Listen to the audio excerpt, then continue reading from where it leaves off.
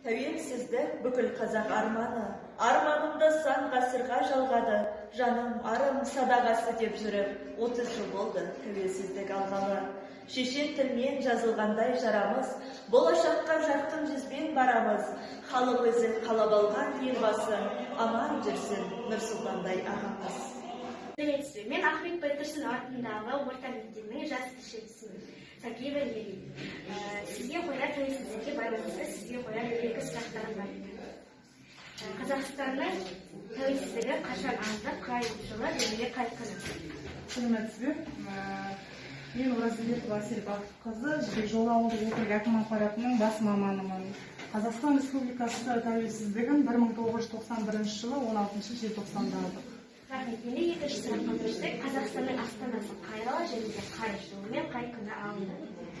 Қазақстан Республикасының астанасы 1997 жылы 6 шілдеде алынды, Астана болып. Қазіргі таңда Нұрсұлтан қаласы болып өзгертілді. Мен Ахмет Байтұрсын атындағы орта мектебінің жас тілші ұйымының біріншісі боламын. Атын Серкіз Айгерім. Сізге бір-екі сұрақтар қойсам деп едім. Қазақстан Республикасының гимнінің авторлары. Мекен Ахмедиев, Нұрсұлтан Назарбаев, Қаныш Қалдаяқов. Ұлттық валюта қай жылы айналымға енді? 1993 жылы. Рахмет. Сау болыңыз. Қазақстанның тұңғыш президенті кім және қай жылы сайланды?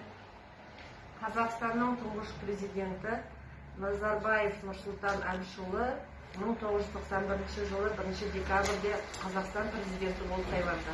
Республикасының ұлттық валютасы қай жылы айналымға енді? Қазақстан Республикасының ұлттық валютасы 1993 жылы 15 қарашада айналымға енді. Тәуелсіздіктің 30 жылдығына байланысты 2021 жылы желтоқсанда Назарбаев бейнесімен 20 мың теңгелік валютамыз айналымға еніп жатыр. Сұхбатыңызға көптен көп рахмет, сау болыңыздар. Сіздерге де рахмет, сіздеріңізге сәттілік.